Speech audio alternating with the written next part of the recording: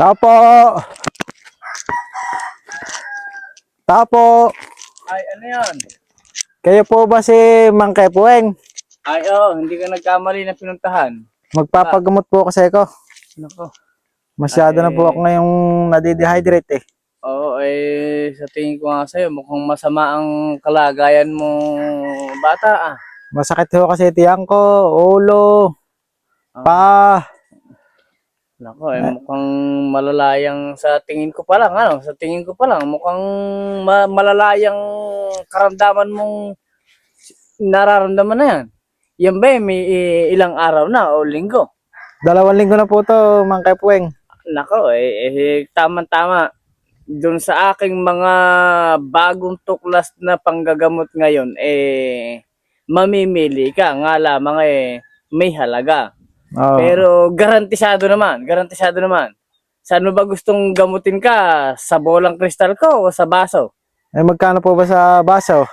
Sa baso may kamahalan at pag magsisindi pa ng kandila ron at gagamitin ko yung kompletong kagamitan nun, inaabot siya ng 5,000.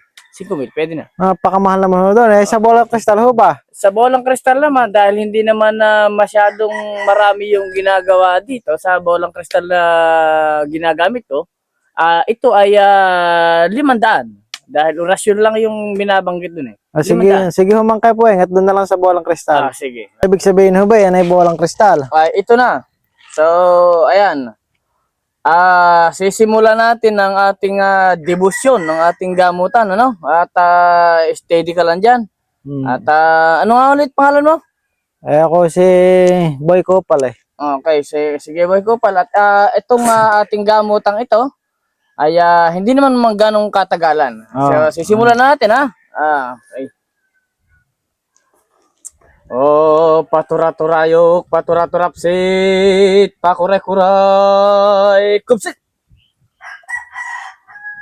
So ayun no, lumitaw ang iyong mga karamdaman dito kung pala ikaw ay tumatagilid, sumasakit yung kaliwa ng likod mo. Oo, No? sumasakit nga. Oo, kaliwa. So, at meron pa dito, mga komplikasyon na yata itong sakit mo, bossing. Dito, kapag ikaw ay natutulog sa gabi, nahalalakas ka ng hilik, nagkakaroon ka ng gulat. No? Ganun At sumasakit sa umaga, sumasakit ang mga talampakan mo, mga likod, at tiyan.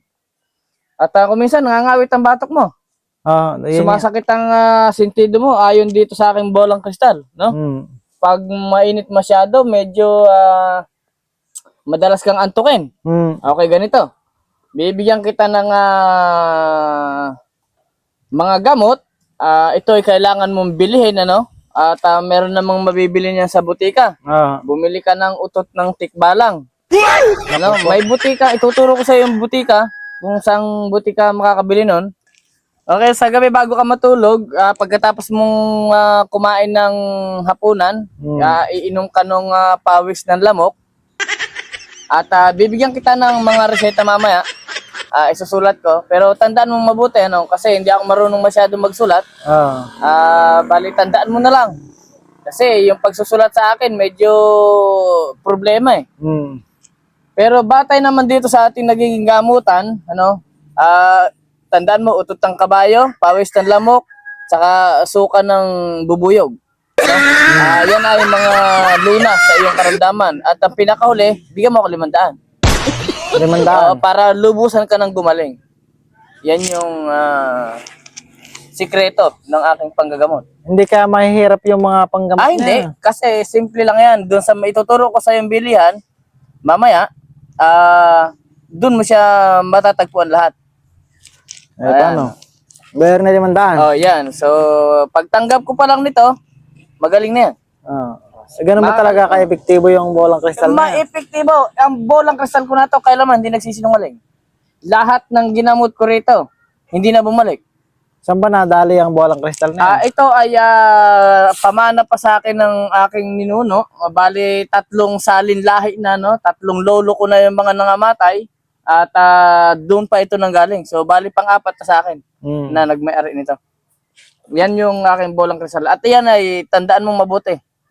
lahat ng ginamot ko sa pamamagitan ng bolang kristal ito, gumaling. Sige, paano? Alis na ako, ano? Anya!